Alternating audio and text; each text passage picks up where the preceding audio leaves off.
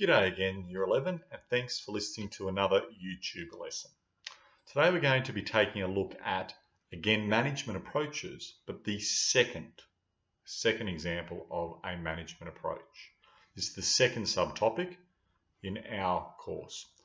Now, we took a look at which management approach last lesson. Have a think for a second. Starts with C. Second word starts with S.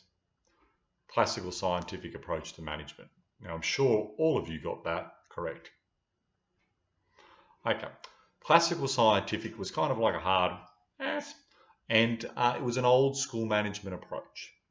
Remember, when defining a classical scientific approach to management, you need to make sure that you're using the language of the syllabus. Today we're going to be doing the same, but we're looking at the behavioural approach. It's a more modern approach than the classical scientific approach. Okay, it's developed in probably 90s time frame. Classical scientific was from much earlier on, mid-century. Right now, under the behavioural approach to management, you have 5 different ways to be able to define and explain this behavioural approach. All right, make sure you're using the language of the syllabus in doing so. So the first aspect of the behavioural approach to management is the manager is a leader. They're not just a manager. It's very different from the classical scientific. With that, it's more about just do it because I told you to do it. You're just like a machine. You mean nothing to me as an employee. Under the behavioural approach, it's about individuals' behaviours. It's about nurturing them, caring for them, making sure they're part of that decision-making process.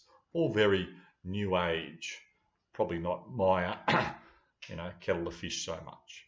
But a manager wants a worker to do what they're asked because the worker respects them. They've led them into doing so. And to be fair, that's a pretty good idea. You don't want people, workers, just to do what you say because they fear you or their loss of job.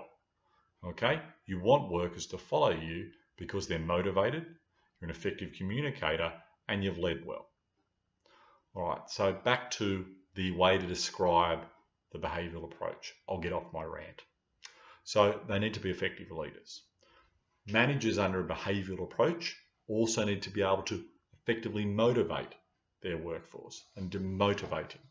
And they also need to be effective communicators so that workers trust and understand what they're asking for them to be able to do.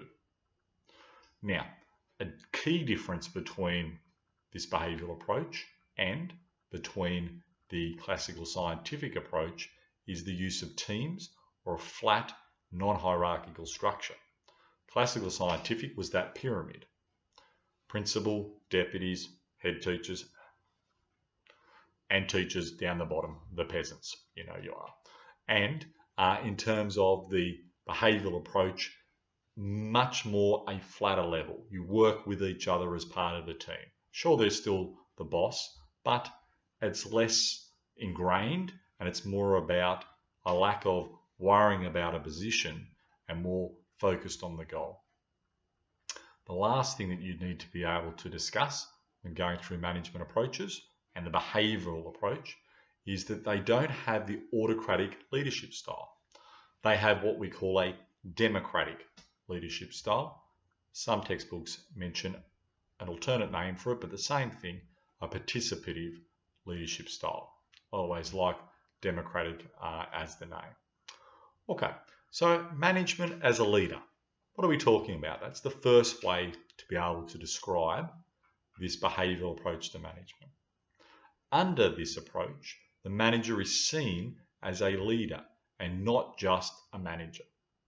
Also under this approach, the manager / leader, inverted commas leader, should act as a leader and display empathy, caring, and possess good listening skills. Okay, they do care about their employees. They're not your parents, but they do care. They do have somewhat a nurturing style to try and get as much out of their workers as they can. They value and respect their opinions and their inputs. A leader will have a high level of expectation for employees' abilities to initiate and implement ideas. They want them to be part of the decision-making process. Whereas classical scientific, you're a moron as a worker. That's kind of the idea to a degree. I expect you to just do this, and that needs to be completed. Whereas with the behavioural, they try and have a high emphasis and expectations and try and get workers to be part of the process and the decision-making process. Now, he or she will concentrate as a leader on the needs of their employees. They'll build high-performance teams, hear the word teams, that attain and attract and use to meet their objectives. Now, what are some qualities of a good leader? Some qualities a good leader should possess include being able to keep an open mind, seeking out new ideas and freely share information, very different from that classical scientific approach. Show confidence in people, be able to share credit, not just take credit, and to recognize that your workers are giving credit. If your subordinates, your employees, feel that you recognize what they've done, you share the credit for what they've done, they're more likely to do it in future. Under classical scientific, you do it because you're told to do it. Also, some qualities you should see from a good leader is to build and communicate a clear vision. You need to be able to set an example and earn respect of employees. Many times you hear workers say, I don't respect my boss at all. It's pretty common to hear that. Your boss is not a good leader, or maybe that worker's just a jerk. Probably a bit of the latter. But an effective manager who uses this particular behavioural approach will make sure that they are able to earn respect of their employees. Employees will want to do what they've been asked to do because they can see that vision and they trust what the manager's saying. Now, the next way to describe this particular approach is being able to motivate workers. Notice there was no motivating factor in the classical scientific. They don't care. Under behavioural, as a leader, you want to motivate your workers. You want them wanting to come into work. So a major job of the manager under this approach is to therefore motivate their employees. By doing so, workers are far more likely to be productive and therefore contribute greater and more to the business. Some people work harder than others, true. An employee with outstanding abilities may constantly be outperformed by someone else with average skills. The difference between the two employees is their level of motivation often. If you can get that worker who can't be bothered to be motivated and see the benefit because you're an effective leader, then you can bring them up. And to some extent, this high expectation and want as a leader to motivate your workforce is the drive behind this behavioural approach. Now, the third aspect of behavioural approach to management is communication. Another key feature of this is that under the classical scientific approach, workers, the peasants, are to know only what they need to know, as their job is to be specialised. Each worker does their specific thing and they're expected to do what they're told. Under the classical scientific, it's more of a whole joint aspect. The worker should have a clearly communicated picture of what are the whole goals for the business and the desire of the company. And that can be important. When you're doing a job, if you're just told to, mate, just go over there and do this thing, what's the point? And it may be of use because someone else is doing something and it all works at the end.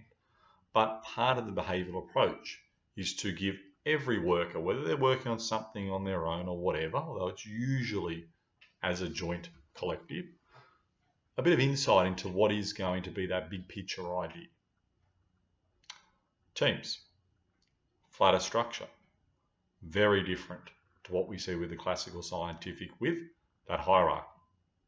The organisational structure of behavioural approach is not hierarchical, not that pyramid like you see with the classical scientific approach.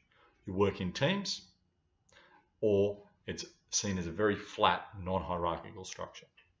There's fewer managers, greater workers collaborating and working together. All right, almost there, guys. Participative / democratic leadership style.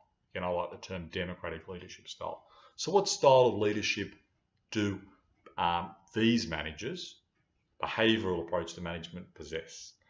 Democratic style. Now, a manager who practice a behavioural approach will tend to use this democratic style.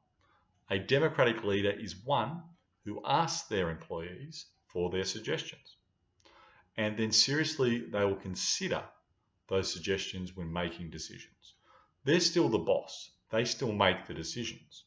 But they really want the feedback from their employees. They want their ideas, and they'll share credit for those ideas. They work well through and with their employees. In this sense, they share the decision-making authority with their subordinates, to a point. And look, sometimes I'm a bit of both, which is probably more contingency, but I do sometimes ask my classes to vote on what type of activity they'd like to do, or whether we should be doing 2 or 3 essays for an assessment and so on in preparation for it. I'll make the decision in the end because I've had the experience and I'm your teacher and you guys are in year 11. Okay, but I do value your thoughts because every class, every individual will learn a little bit differently. All right, guys, thanks again for listening. And next lesson, we'll take a look at the contingency approach to management. See you later.